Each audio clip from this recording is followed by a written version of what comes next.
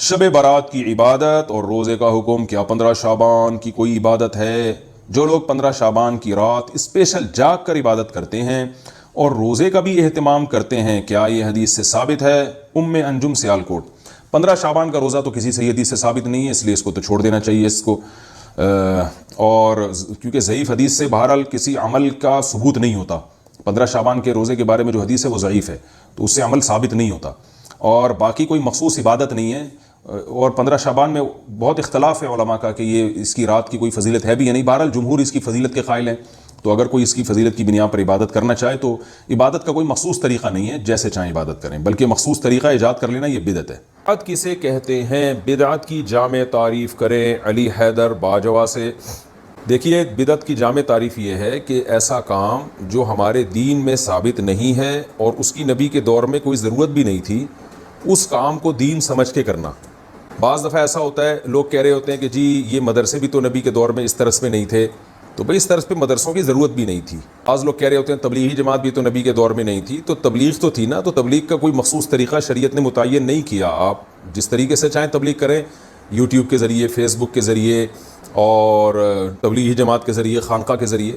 تو بعض جگہ ایسی ہیں جس میں شریعت نے ہمیں طریقوں میں آزاد چھوڑا ہے، ان کو اگر ہم کرتے ہیں تو سنت نہیں سمجھ کے کر رہے ہوتے اس خاص طریقے کو۔ تبلیغ تو سنت ہے، لیکن سہروزہ، چلہ، اس خاص طریقے کو کوئی بھی سنت نہیں کہتا۔ یہ بدعتی لوگ جب بھی ان سے بات کی جائے نا، یہ اذان سے پہلے آپ یہ پڑھ رہے ہیں یہ بدعت ہے، تیجے کے بعد، میت کے 3 دن کے بعد آپ قرآن خوانی کر رہے ہیں یہ بدعت ہے، تو فوراً یہ کہتے ہیں پھر یہ مدارس بھی تو بدعت ہیں، یہ بھی تو نبی کے دور میں نہیں تھے۔ ان کو یہ کوئی خاص طریقہ کو لوگ سنت نہیں سمجھتے، جبکہ میت پہ تو شریعت نے ہمیں بتایا ہے کیا کیا کرنا ہے، کیا کیا نہیں کرنا ہے۔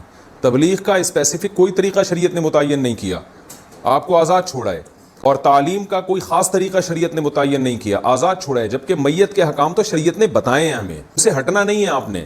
تو شریعت نے ہمیں بتا دیا کہ ثواب کیسے پہنچانا ہے، اس میں اجتماعی حیات پہ ثواب پہنچانا، یہ صحابہ سے ثابت نہیں ہے، اور اس کی ضرورت بھی تھی نبی کے دور میں ثواب کے، تو وہ لوگ بھی محتاج تھے، لیکن پھر بھی صحابہ نے نہیں کیا۔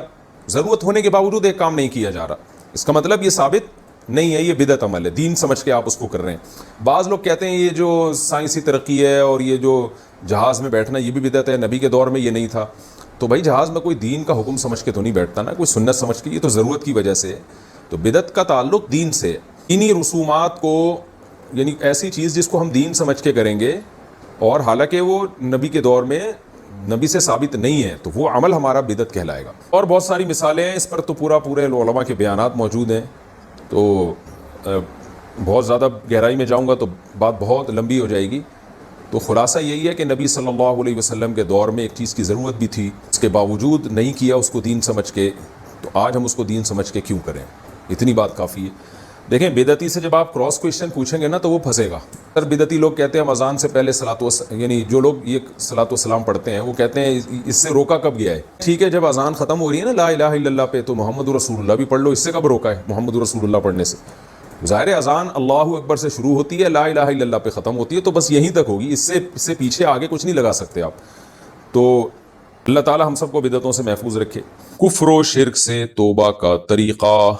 انوشا صاحبہ انڈیا سے پوچھتی ہیں، اگر کسی نے جانے انجانے میں کفر یا شرک ہو گیا تو کیا نماز، روزہ وغیرہ سے تجدید ایمان ہو جاتا ہے؟ کفر سے توبہ کیا 2 رکعت نماز پڑھ کر ہی کرنی ہوگی؟ دیکھیں، ہر بڑے سے بڑے گناہ کو اللہ تعالیٰ توبہ کے ذریعے معاف کر دیتے ہیں۔ ہاں، یہ ضرور ہے کہ کچھ گناہ ایسے ہیں کہ جن میں توبہ کے علاوہ کفارہ بھی ہوتا ہے، کچھ گناہ ایسے ہیں جن میں توبہ کے علاوہ پھر جو گناہ ہوا ہے اس کی قضا بھی، یعنی اس کی تلافی بھی ہوتی ہے۔ جیسے آپ نے قسم کھا کے توڑ دی تو گناہ ہوا، توبہ بھی کرنی پڑے گی اور کفارہ بھی۔ رمضان کا روزہ آپ نے توڑ دیا تو توبہ بھی کرنی پڑے گی آپ کو، اور 60 روزوں کا کفارہ بھی دینا پڑے گا۔ اور کچھ، یہ تو کفارے کی مثال آ گئی۔ کچھ گناہ ایسے ہیں کہ جن میں آپ کو اس کا یعنی تلافی بھی کرنی پڑتی ہے۔ مثال کے طور پر آپ نے کسی سے پیسے کھائے، غصب کیے، چوری کی آپ نے، تو صرف توبہ کافی نہیں ہے، بلکہ اس کے پیسے لوٹانے پڑیں گے یا معاف کروانا پڑے گا، اور مالک نہیں مل رہا تو صدقہ کرنا پڑے گا اگر آپ کے پاس گنجائش ہے۔ نماز آپ نے جان کر قضا کر دی تو توبہ بھی کرنی پڑے گی اور قضا کر کے اس کی تلافی بھی کرنی پڑے گی۔ تو اسی طرح کچھ گناہ ایسے ہیں جو کفارہ یا اس کی قضا کرنی پڑتی ہے، لیکن کچھ گناہ ایسے ہیں کہ صرف توبہ کافی ہے۔ تو کفر خدا نخواستہ سرزد ہو گیا ہو تو آپ رکعت پڑھ کے گڑ گڑا کے توبہ کریں۔ اور جن لوگوں کے سامنے کلمہ کفر کا اظہار کیا ہے آپ نے، ان کو بتا دیں کہ بھئی میں غلطی سے میرے منہ سے یہ الفاظ نکلے تھے، میں نے توبہ کر لیا ہے، میں اللہ اس کے رسول کو مانتا ہوں یا مانتی ہوں کہ خاتون نے سوال پوچھا ہے، تو اس کا اظہار کر دیں، کیونکہ جس کے سامنے گناہ کیا ہو نا تو اس کو بھی بتا دینا چاہیے، تاکہ اس کی بھی وہ بھی بدگمان نہ ہو آپ کے بارے میں۔